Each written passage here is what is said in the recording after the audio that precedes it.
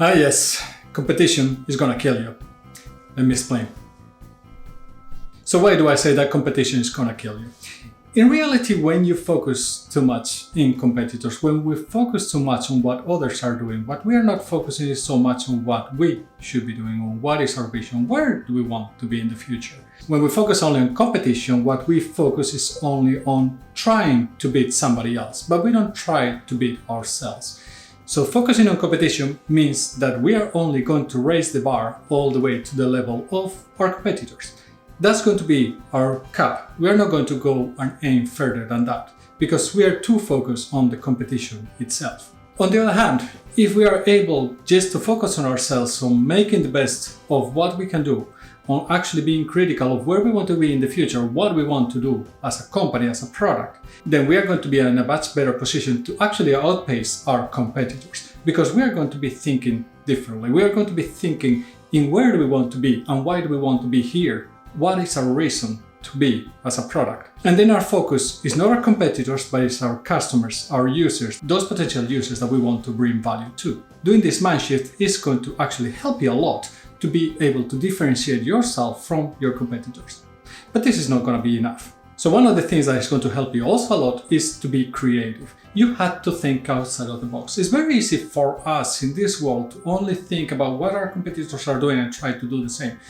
But in reality, when we are doing that, we are just comparing pairs to pairs. And then for the consumer, what is the difference from what our competitor is offering?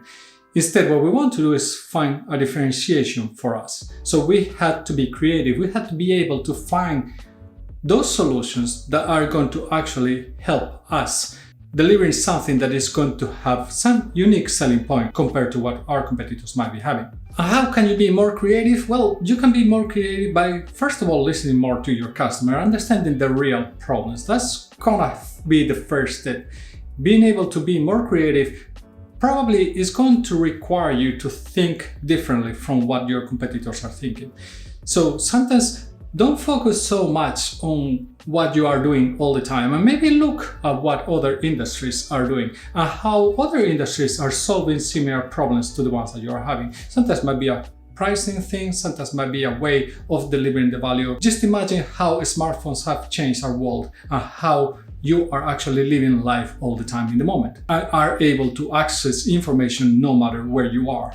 That can give you already ideas of where things can be in the future, where your product can be in the future. So be creative and try to think out of the box. And then of course you have to set up a vision. And setting up a vision is going to require you to make sure that this vision is actually something that's going to differentiate you from what other competitors are offering. What is going to be different on your product compared to what those other products or those other competitors are offering, and how are you going to be able to differentiate yourself in this moment from what they are doing at this point, or potentially how you're going to differentiate yourself in the future. So competition and focusing only on competition is not necessarily going to kill you, but probably is going to get you into some kind of rat race. It's not going to be easy to win. You are going to potentially end up being a commodity because you are just building similar products, which means that for the user, this ends up being some kind of a commodity and potentially even a commodity. And then it's a price competition and it's not an offering and value proposition competition. And you want to get out of the price competition, you want to go to the value proposition competition. So what you want to do is you want to make sure that you deliver a value proposition that your customers are happy to pay for. Some examples of products that actually have focused too much on competition and not built maybe the correct products. Potentially you can think about Microsoft or Nokia when they were doing the first smartphones, where they were focusing too much on potentially carrying on all legacy and building products just to try to mimic what the iPhone was doing in those early stages. iPhone, when it came, obviously disrupt everything. It was not the first one, but it was the first one to be really successful, which meant that everybody else was just playing catch up. And what it means when you play catch up is that you focus too much on the competition and you don't focus on your differentiation.